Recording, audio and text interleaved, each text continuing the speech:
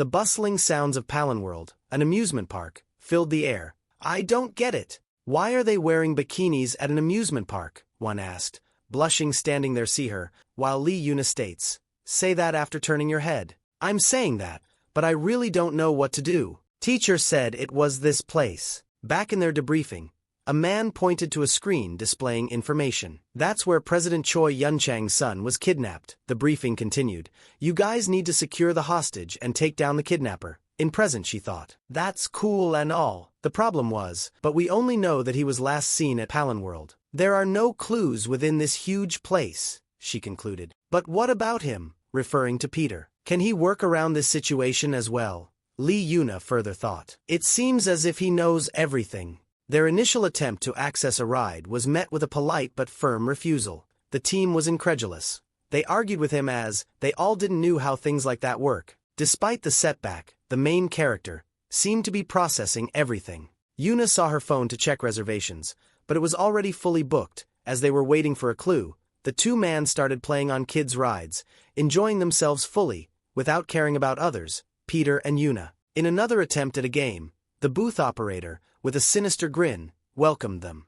He thought of scamming them. As his smile widened, as he made adjustments in the game to his favor, he encouraged them in his mind to spend more and more money and even use as many tries as they can. She walked away with a massive stuffed rabbit and other prizes. Thanks, boss, she said to the operator. The Peter looked out over the park. Hyung, let's go over there next, Lee Yuna called out. Meanwhile, their two friends excitedly waved him over. Peter observed, they're really excited. A thought crossed his mind. It's probably their first time at an amusement park. As they had same childhood as him, he continued, so, have as much fun as you want. After all, we don't know when we'll be able to laugh like this again. Lee Yuna, however, was focused on something else. We didn't come here to play, so what are we doing?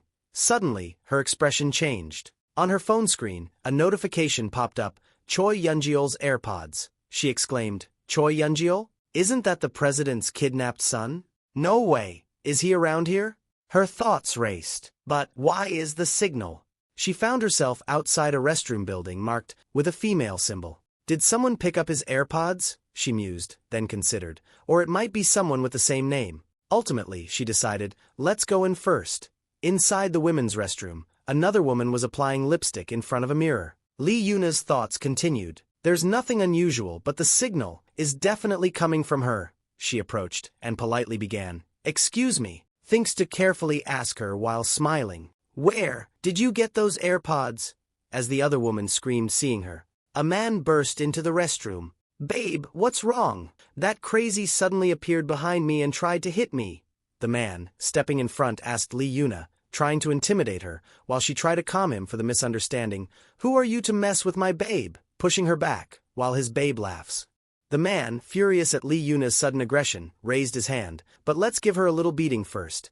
As the scene shows the two men asking Peter about Yuna, and is she safe, he denies to not see her, but also tell them to not to worry about her. The scene goes back to Yuna eating candy, as before the man could move, she jumped over him. He grunted as she made contact, a surprising force emanating from the seemingly delicate girl. Before he could fully react, Lee Yuna drove the stick of her lollipop directly into his ear. Oops, I did it unconsciously, she thought. Lee Yuna, now completely in control of the situation. Now tell me. The babe next to him, terrified. Where did you get those? She pressed. Meanwhile, Peter standing watching his phone, while other watches him blushed. Lee Yuna, these are Choi Yun-jeol's AirPods. I've found the place where they had been lost. The Peter looked up. It seems like we thought of the same place. One of the confused teammates asked, What are you talking about? Peter explained. No matter where you go, it has to be a place where it's not strange to scream or jump at someone. Look at the reservation link for this ride. It's been fully booked the whole day, he stated. Yet I haven't seen anyone enter it. His gaze then shifted, pointing directly at the ominous structure. The haunted house, kids. The entrance to the haunted house was unsettling, dark wooden doors. The two muscular teammates immediately responded. We don't know what might happen, so just follow us. As they followed at last afraid of ghost. Peter's gaze sharpened. It's strange. Why aren't there any people? His gaze sweeping the eerie, empty hallway. The realization hit him with a chilling certainty. Get ready, the Peter commanded. Our mission is about to start. The mist on the ground started to fill the room. One of the muscular teammates, his face etched with concern. "Are we gonna be all right?" Peter recalled the details of the kidnapped president's son. New, sharp thought struck him. From the very beginning, their mission was to get kidnapped. As they all fainted from the smoke, and one man close to fainting saw someone approaching them, as his eyes were coming to full close, scene shifts slamming the door open, with a word "stop," as the instructor came running to the room, asking about the kids on mission to call them. His subordinate tries calling them. They're not picking up. What's going on? This wasn't just a simple mission. He told him. Park Sang-do. He was chosen as a disciple candidate, but got kicked out because Glory couldn't control him. The subordinate, forcing a smile. "Wait, instructor. Our kids aren't just a bunch of buffoons. They've learned everything they need, so nothing bad will happen, right?"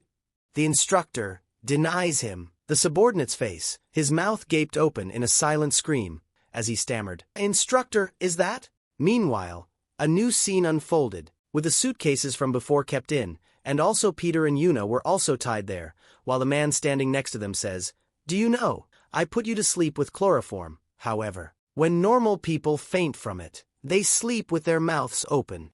Back at the command center, the subordinate, his face a mask of terror. "We need to stop him quickly. Park Sang-do is a very cruel person," he stated. "Now's not the time to be like this. We need to save them," he implored.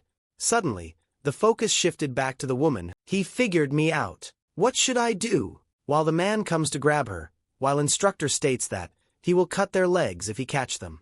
He suddenly stops in mid, as Yuna phone rang at the perfect time. He watches the phone and picks it up, asking who is there. Instructor call his name, as his face in rage, his words chilling.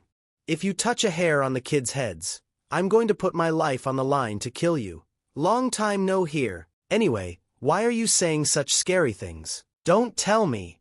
Are you worried I'll turn the kids into cripples like you, Sunbae?" As instructor face contorted in anger, he adds, "Since we're talking, shall we make a bet? When you get here, how many pairs of legs will still be intact? If you guess correctly, I'll spare Choi Yunchang's son, but if you're wrong," his subordinate thinks.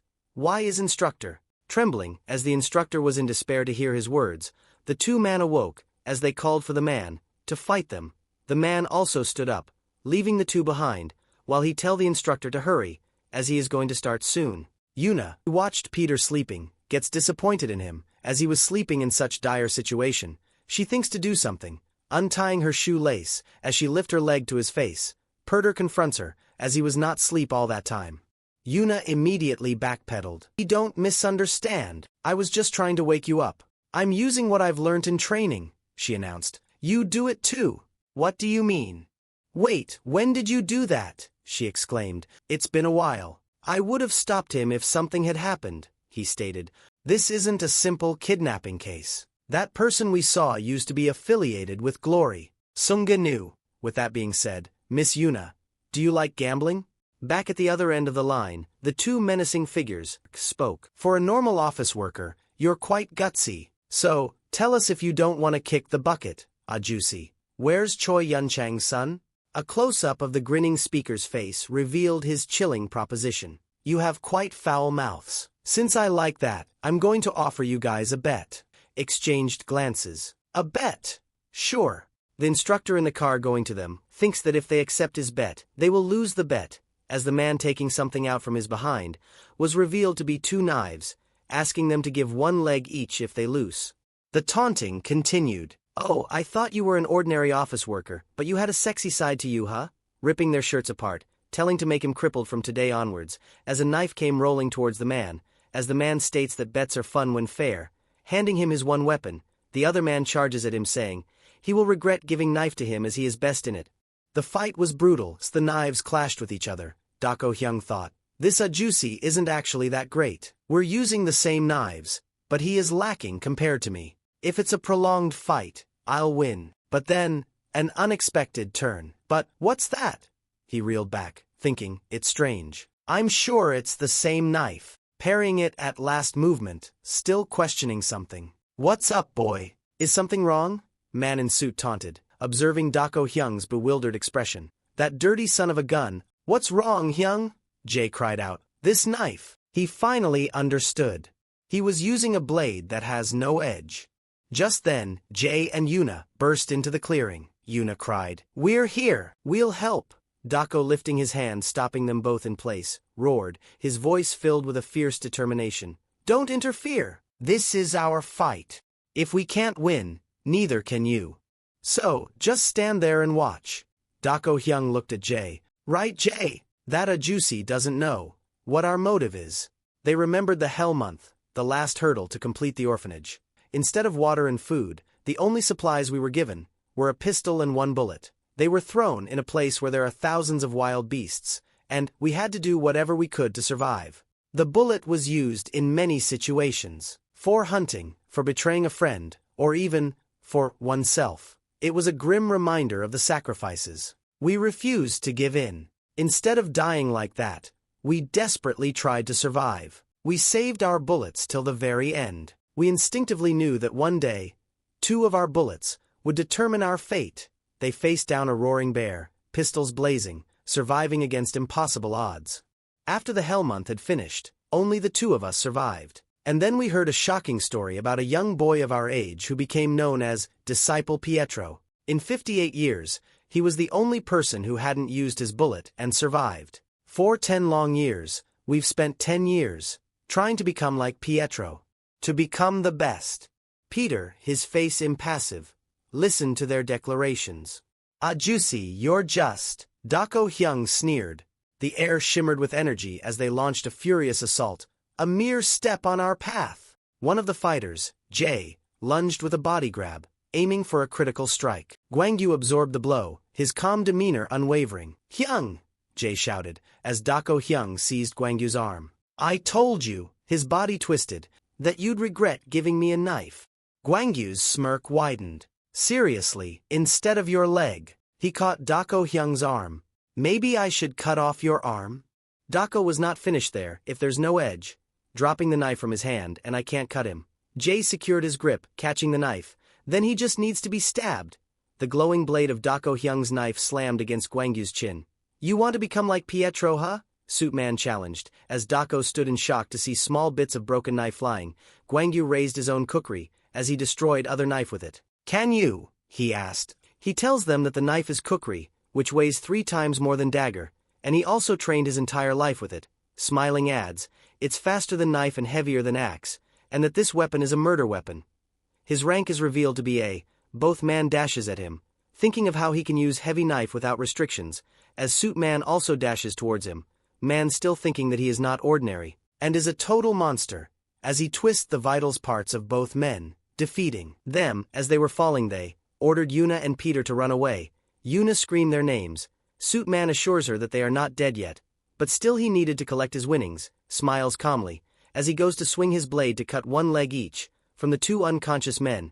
The instructor shouts in car as he drives closer to them, to not touch them please, and instead he will give his ither leg for them. Yuna gasps in shock, thinking that he is really going to cut their legs. A voice came, making the man stop and watch him, asking him to make a bet. Peter steps forward, telling to double the stakes, and he could take his arms or even neck too. The man smiles, accepting his bet, throws one of his weapon to him too, asking him he does need a weapon, right? Yuna screams to not take that as that knife, cutting her in mid-sentence. Peter denies to have his weapon, as he already held something, a tray with flower design, telling him this will be more than enough for him. Suitman with wide grin, "Ask him a tray," merely let out a mocking laugh, to see such a weapon against his sharp knives. "How fun! But just so you know, student, I won't go easy on you." With a sudden burst of speed, he attacked. Peter dodges the blow, stepping back. "So you're using it as a shield, huh? Not a bad idea," the suited man mused. "How many more of my attacks do you think that nickel-silver tray can take? Can it endure even one?" The instructor's shocked eyes are shown, still thinking to not let the thing happen again, as the last time. As he forms his figure in mind, thinks, "I can't lose everyone to Park Sang-do." Now instructor passed at the casino, a nervous Miss Dealer watched as the suited man. "Things like this always happen to me. Do you think I'll leave this place dead or alive? If I were you, I'd go all in on my survival." As many figures with chainsaw stood beside him. Young instructor tells Park Sang-do, "You need to be sacrificed. Starting today, you're fired." And all the men rush to him. No matter how good Park Sang-do is, Going against 5 such men should be impossible. However, as instructor watches in disbelief, as Park Sang-do was no ordinary man, making it seem like he surpassed the human limit. And that's, seeing his own leg fly in air, when I died as a killer, Sang-do making a blood mess, and winning the fight. The only important thing was how monstrous the person holding that weapon was. Park Sang-do smirked. You're lucky, student. But what's that? Your one and only shield got split into 2, huh? Peter, holding the now broken tray, looked stunned. A young woman rushed forward. I need to help. Peter asking, did you say it was a kukri? Your attacks were more fierce than I expected. As he bends the tray, clenching his hand, the girl thought, that tray wasn't a shield. But thanks to you, I got a weapon. Peter thanked it. Park Sang-do's smile widened. So you're not an ordinary student. What's with that peanut? Was it a coincidence? No, it's too much if I consider what happened before as well. I thought I cut him, but at that moment, he backed off. Not only did he save himself, but also got 2 weapons out of a tray. Takes out his suit. I don't know where you learnt your tricks, but they won't work on me. Throwing his suit at him, blocking his vision, whether it's a coincidence or his intention, I just need to confirm it. Dashes to the opportunity created by him, swings his blade at him many times. Smiles as he won. I knew it. A kid is still just a kid. But then, a flicker of confusion in Park Sang-do's eyes. I'm sure I felt him being cut, so how? As Peter came from behind for his neck, held up a torn, stuffed object. A cushion. As the blade sliced Sang-do standing, he steps back from the fight. A thin line of blood trickled down from Park Sang-do. I'm going to die. He got behind me in an instant, and went for my neck without hesitation. Although I blocked it with my hand, his strike was directed precisely at my carotid artery. Are you really a student? I get it now. That tray shouldn't be able to slice through thick clothing and can't block my knife. So, Peter moved with blinding speed, a blue blur. He's going after my exposed neck. The clash was sudden, a burst of energy, and Park Sang-do braced for impact, with a speed I can't keep up with. Forget about whether he's a student. Is he even a human? The sheer power and precision of his attacks spoke for themselves. A young woman stood, due to the kukri's weight. Every time it swung, the things around it get destroyed. If you get hit, you'll die. But that juicy is slower than Kim Sungu. Kim Sungu will win. As Peter dashes towards him to attack, suddenly it was Peter who got hit instead, in his cheek, observers wide, fearful eyes of Yuna with her hand over her mouth, eyes wide. Kim Sungu got hit. As the man takes out the hidden knife inside the blade, stands telling him, this will work for the rats like him. Peter observes the scene thinking that his blade was 3 times heavier than regular knife, and as he ditched the weight, blade comes close to his eyes. Speed was stopped to be Peter advantage anymore. As Sang-do goes for a stab, now the clash of the blades gets intense, as all attacks were still getting blocked. Yuna realizes too that Sang-do is different from before, as he was much faster. Also adds that Sang-do weapon is for stabbing, but he was swinging it. Instead of stab, he takes his feet back to lung forward with maximum momentum for a stab, but gets stopped close to the Peter neck with trembling hand. His grip losses, as he now couldn't even hold his knife anymore, drops the weapon from his hand, thinking that it was impossible. Standing with a shock face, watches his knife fall. Peter mocks him, asking that is he not able to put strength in his hand. Sang-do, still in disbelief, finally realizes that he was not going for his neck. From the start he was going for his hand. Annoyed, ask him what did he do to his hand. Peter explains by telling him the flexor and other muscles, and even the radial and some nerves, which is required to hold something. He cut them all, showing the dripping blood from his blade. He adds that from the very beginning, he never planned to kill him, as he was stood as an imposing figure from the 2. Sang-do trembles, as he couldn't accept that, as the guy in front of him was not student or a child. Trembling in fear, thinks just how many have he devoured. As Peter moves forward, similar to the beast who don't let their prey go alive, he now remolds the shape of the tray again to fit his fist, stating that he will now show him how a rock gets destroyed by an egg.